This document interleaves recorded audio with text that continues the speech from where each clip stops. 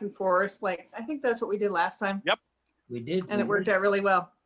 So yeah, this came to me via the Poetry Foundation, who also sends out a poem of the day. So you can just get bombarded with poems of the day if you sign up for enough lists. And this is a poem from a poetess named Naomi Shihab Nye, who I don't really know anything about, except for I've seen her picture. It's called Burning the Old Year, apropos. Letters swallow themselves in seconds. Notes, friends tied to the doorknob, transparent scarlet paper, sizzle like moth wings, marry the air. So much of any year is flammable. Lists of vegetables, partial poems, orange swirling flame of days, so little is a stone. Where there was something and suddenly isn't, and absence shouts, celebrates, leaves a space. I begin again with the smallest numbers. Quick dance, shuffle of losses and leaves, only things I didn't do crackle after the blazing dies. So there we go. Who's next? I'll go. Okay. I've got 2 poems to read that I wrote, and I'll do the first one, and here it is. It's called Greening into the Green. And it has one of those things in quotes underneath. Each year brings a new harvest of greening into the green. Okay. In spring and then in summer, when young boys fevered with the need to become men, leap like antelope at soccer in an empty field, and young girls in laughing bouquets walk home watching them begin to blossom into women.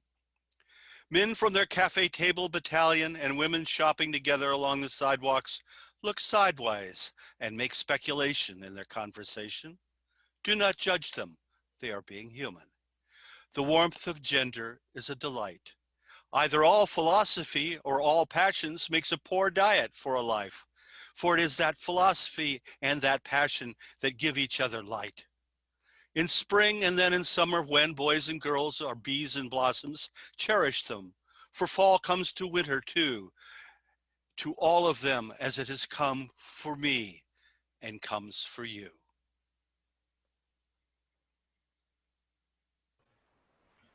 Moving right along. You are so gifted, dear heart.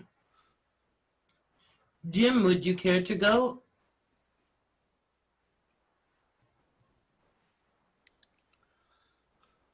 You have to unmute. Okay. There you go. Good job.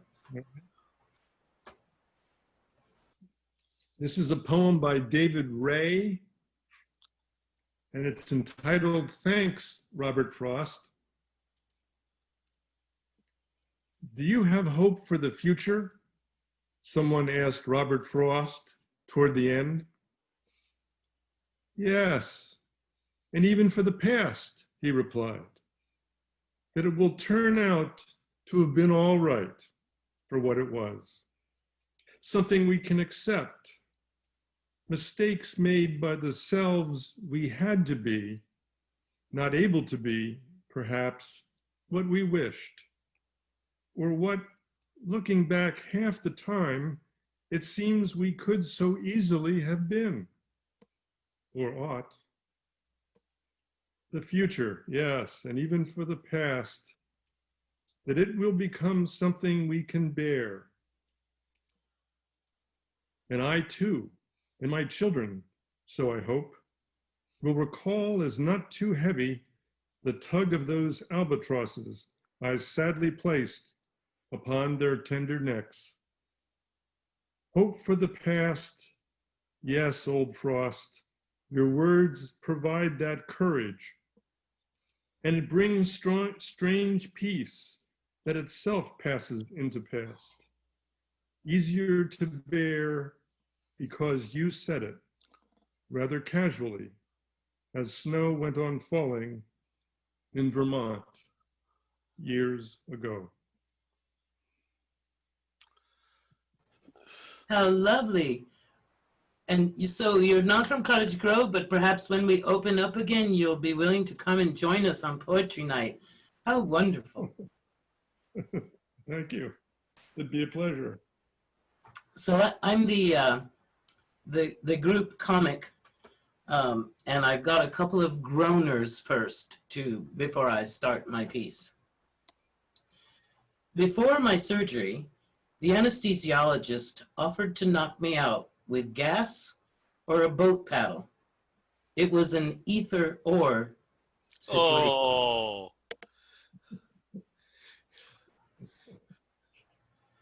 I have to had one- unmute so I can groan at that. Oh, Oh, groaners. One more. Astronomers got tired of watching the moon go around the Earth for 24 hours. So they decided to call it a day. oh. So this piece that I have, one of the pieces that I have is kind of a take off of yours, Leo. I love the synchronicity and the serendipity because I picked this just a couple of hours ago. And I do not have an author or authoress. It's just something that someone sent to me. I don't know where it came from. Dear human, you've got it all wrong. You didn't come here to master unconditional love. That is where you came from and will your return. You came here to learn personal love, universal love, messy love, sweaty love, crazy love, broken love, whole love, infused with divinity, lived through the grace of stumbling, demonstrated through the beauty of messing up, often. You didn't come here to be perfect. You already are. You came here to be gorgeously human, flawed and fabulous, and then to rise again into remembering.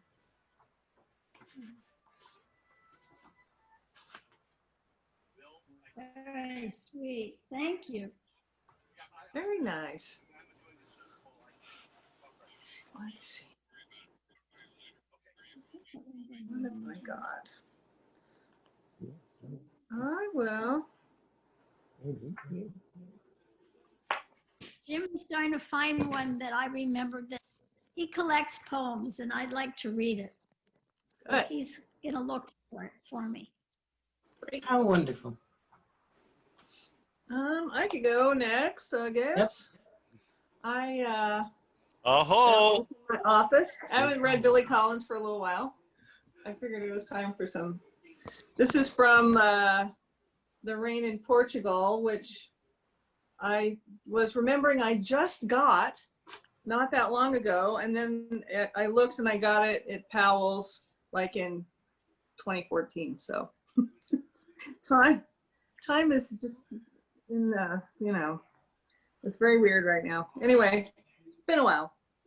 I just kind of cracked it open and picked a random, which always works with Billy Collins every time. This one's called Basho in Ireland. I am like the Japanese poet who longed to be in Kyoto, even though he was already in Kyoto. I'm not exactly like him because I'm not Japanese and I have no idea what Kyoto is like. But once, while walking around the Irish town of Ballyvaughan, I caught myself longing to be in Ballyvaughan. The sensation of being homesick for a place that is not my home while being right in the middle of it was particularly strong when I passed the hotel bar, then the fluorescent depth of a laundrette. Also, when I stood at the crossroads with the road signs pointing in 3 directions and the enormous buses making the turn. It might have had something to do with the nearby limestone hills and the rain collecting on my collar. But then again, I have longed to be with a number of people while the 2 of us were sitting in a room on an ordinary evening without a limestone hill in sight, thousands of miles from Kyoto. And the simple wonders of Ballyvaughan which reminds me of another Japanese poet who wrote how much he enjoyed not being able to see his favorite mountain because of all the fog. There you go. It's the lovely Billy Collins. Mm-hmm. I think it's over to you, Leo. Okay, this one's called The Whittled Melody.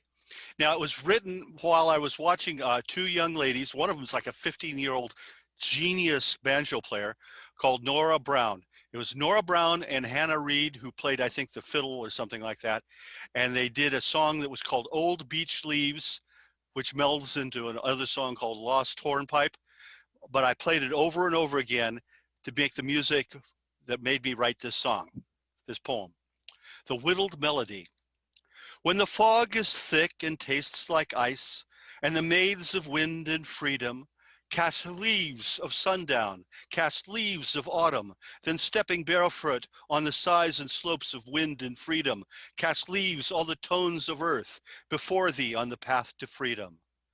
The path that snaky skips down its downhill solemn, downhill and to the river, that snaky slips between hill and lone farm, that in the presence of the mountain goes fat and slim and fast and at a brisk walk all the way from here to hence, under bridge and along the fence, before thee on the path to freedom. Smell the sea and scatter leaves, go breast to wind and freedom. So all the childs of nature go, the wheel of round, the months its slats, turned round and round, its almanac, of barefoot fairy maids. We love them as we love both the wind and freedom.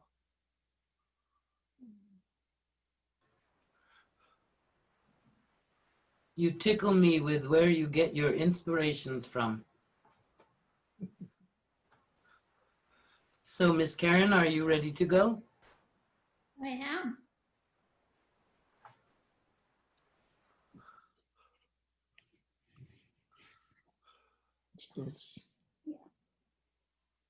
Okay. And this is by Naomi Shahab Nye also. And it's called Gate A4. Wandering around the Albuquerque airport terminal, after learning my flight had been detained 4 hours, I heard an announcement. If anyone in the vicinity of Gate 4A understands any Arabic, please come to the gate immediately. Well, one pauses these days. Gate 4A was my own gate. I went there. An older woman in full traditional Palestinian embroidered dress, just like my grandma wore, was crumpled to the floor, wailing loudly. Help, said the flight service person. Talk to her. What is her problem? We told her the flight was going to be late, and she did this. I stooped to put my arm around the woman and spoke to her haltingly. Shu dawa, shu biduk habiti, stanti shwe, min fadlik, shu bitisiwi. The minute she heard any word she knew, however poorly used, she stopped crying. She thought the flight had been canceled entirely. She needed to be in El Paso for major medical treatment the next day. I said, you're fine. You'll get there. Who is picking you up? Let's call him. We called her son and I spoke with him in English. I told him I would stay with his mother till we got on the plane and would ride next to her, Southwest. She talked to him. Then we called her other sons just for fun. Then we called my dad. And he and she spoke for a while in Arabic and found out, of course, they had 10 shared friends. And I thought, just for that heck of it, why not call some Palestinian poets I know and let them chat with her? This all took up about 2 hours. She was laughing a lot by then, telling about her life, patting my knee, answering questions. She had pulled a sack of homemade mamul cookies, little powdered sugared crumbly mounds stuffed with dates and nuts, out of her bag, and was offering them to all the women at the gate. To my amazement, Not a single woman declined one. It was like a sacrament. The traveler from Argentina, the mom from California, the lovely woman from Laredo, we were all covered with the same powdered sugar and smiling. There is no better cookie. And then the airline broke out the free beverages in huge coolers, and two girls from our flight ran around serving us all apple juice, and they were covered with powdered sugar too. And I noticed my new best friend, by now we were holding hands, had a potted plant poking out of her bag, some medicinal thing with green furry leaves. Such an old country traveling tradition. Always carry a plant. Always stay rooted to somewhere. And I looked around that gate of late and weary ones and thought, this is the world I want to live in. The shared world. Not a single person in this gate, once the crying of confusion stopped, seemed apprehensive about any other person. They took the cookies. I wanted to hug all those other women too. This can still happen anywhere. Not everything is lost. That's wonderful. Pardon me. What was the name of the woman in the poem again, please? That's Naomi Shihab Nye, N-Y-E. And it's from Honeybee Poems and Short Prose. That was wonderful. 2000. Well, Jim collects poems, so I get away with reading them. A good introduction to a new start tomorrow. Yes. Amen. Amen. I am in awe, dear heart, how wonderful your beautiful face appeared on my computer screen tonight. I am wickedly weary of all of this, and I feel like you just gave me a vaccine. Thank you. Well, thank you. Thank you. All right. So back around to me, yeah? Okay, two groaners.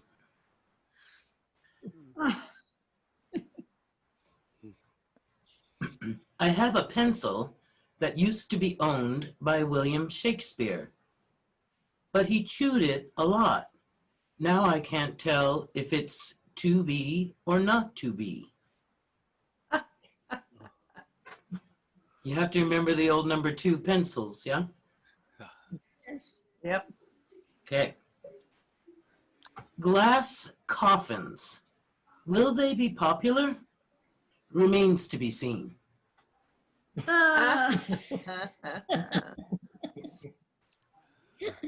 Do you think these are all day long? No, I don't think them up all day long, and I think like that all day long. So, okay. So the groaner is a new genre of poetry. They're puns, yes. I'm a punster, yeah. Yes. So this piece is called Silence, and it's written by Babette Douche, D-E-U-T-S-C-H.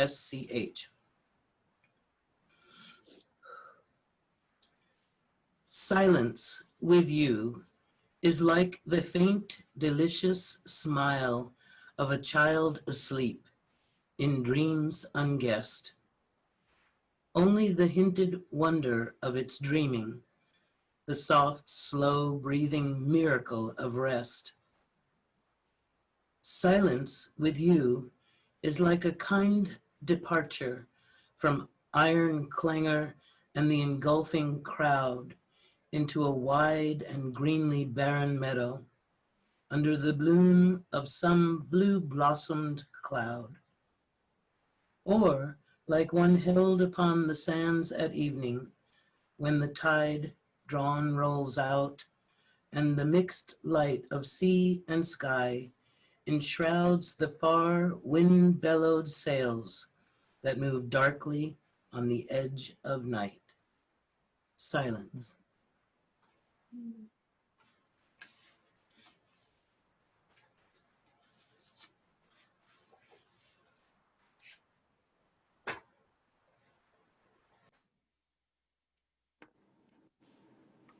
Very, very nice. I think it's my turn again. So, as has been my habit lately, I have another Kim Stafford poem for you guys. This one is something I just really, really needed to hear the other day, or read rather. Another sort of beginning of the year poem that I found very helpful to shake me a little bit out of doldrums of, you know, thinking that I wanted to do some creative stuff and not getting around to it for various reasons. This is called The Disposition to Begin. Your work will be easy, or at least possible, once you sweep away what stalls the start. Anger, you need to spend it somehow by climbing a hill, spading the garden, chopping wood. Get your body back to plain being. Fear, you need to shake it away. Maybe dance with music, or remember times fear hurt your chance, or get a good night's sleep. Depression, feeling low, seeing the world in gray. You need to rise by helping someone, giving something, getting curious, finding a worthy listener so you can speak your truth. And hate, corrosive hate, you need to leave its prison. To build a house or repair a nation, you don't need to shout at anyone, burn anything, crawl through a broken window, carry a spear, or even tweet a claim. So much of life is getting ready to talk honestly, so we can hear each other, so we can come to agreement, so we can make a plan, so we can begin the work. Getting ready. It's all about getting ready by a walk at dawn, a deep breath, a far look, whatever it takes to help us wake from anger, fear, and reticence. And there's my cuckoo clock in the background. The little German song for you to go with it. But anyway, obviously penned in response to recent events, but I like to, I just like to, you know, urging to move through and get to work.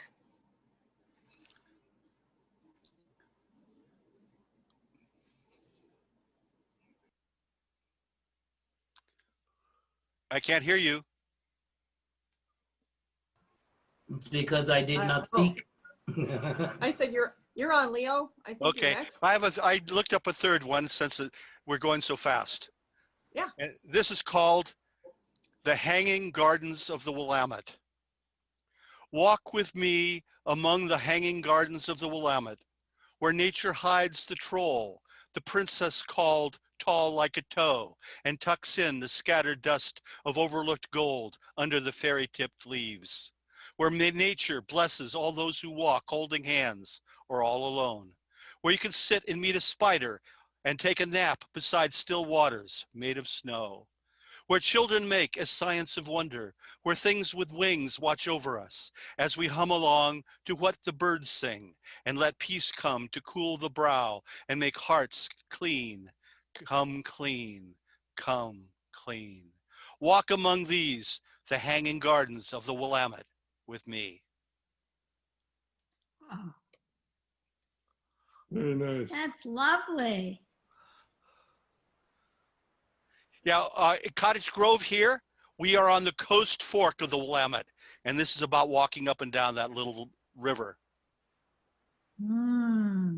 Beautiful. Moving right along. Moving right along. Okay, 2 groaners, and then I have one more poem. If you boil a funny bone, it becomes a laughing stock. Oh. Wait, that's humorous. I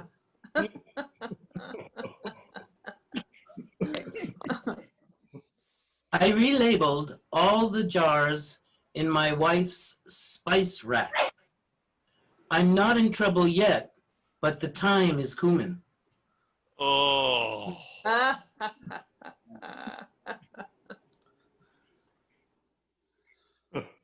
Nothing like a good pun to rattle your cage. I couldn't decide. I feel this one. This is Winter Twilight, Angelina Weld Grimke.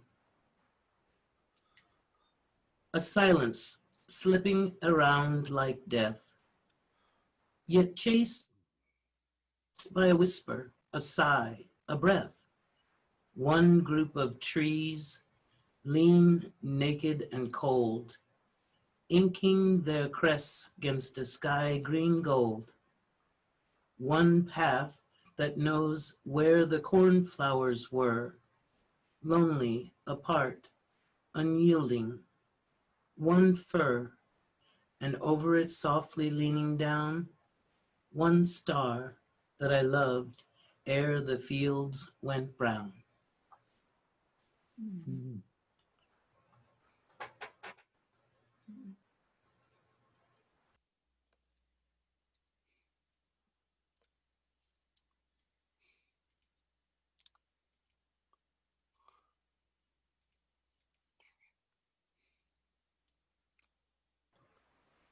That's it for me.